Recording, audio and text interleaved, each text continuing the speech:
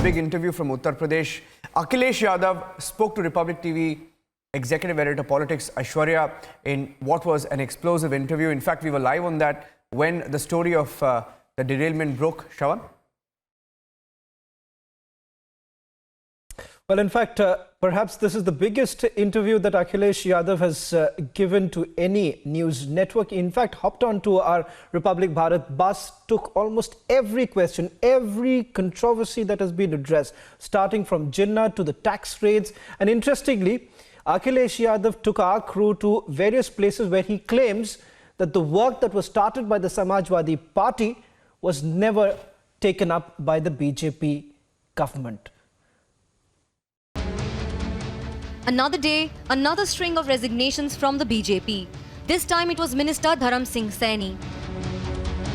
इस्तीफा देने का आज तीसरा दिन है।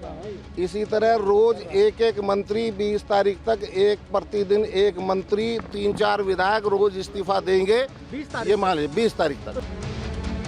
There have been 14 exits from the BJP in the last 3 days triggered by Swami Prasad Maurya.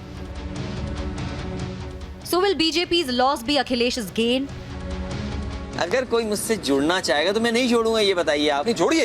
तो इसीलिए जोड़ने का काम समाजवादी पार्टी कर रही है, लोगों को मिलाने का काम समाजवादी पार्टी कर रही है, और मिलना, लोगों को जोड़ना, अपनी गिनती बढ़ाना, इसी से तो आगे बढ़ेंगे।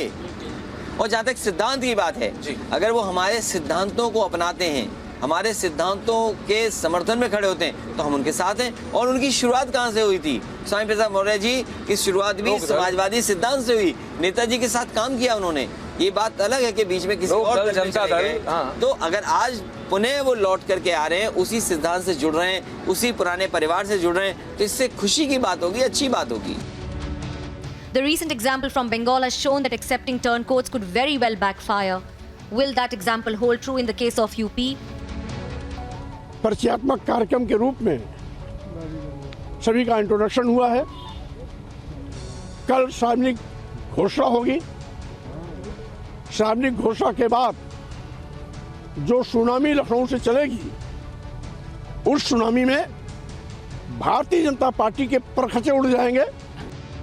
At a time when Akhilesh is consolidating his position in Uttar Pradesh with more allies joining him, Sharad Pawar ji वरिष्ठ नेता है एनसीपी में, आपके साथ अलायंस में, आपने पहली टिकट उनके साथ अनाउंस की है। उन्होंने बहुत पहले बता दिया था कि देखो बीजेपी के 13 विधायक आ रहे हैं, वो पुराने हैं, वो नेताजी के समय के नेता हैं, उन्हें पता है पॉलिटिक्स कैसे सीधा कान उल्टा कान सब करना है। देखिए, जो शरद पवार जी चाहते थे उनकी पार्टी का एक सदस्य, क्योंकि पिछली बार मैं टिकट नहीं दे पाया था, कांग्रेस के साथ अलायंस हुआ था, पिछली बार भी मैं लड़ाना चाहता था, नहीं लड़ा पाया। जब इस बार उन्होंने कहा कि उनकी पार्टी के अध्यक्ष चाहते हैं एक टिकट उन्हें मिले, तो मैंने स्वीकार कर लिया और उनको अलायंस भी ले लिया। will the 2022 elections be a tough fight for the BJP?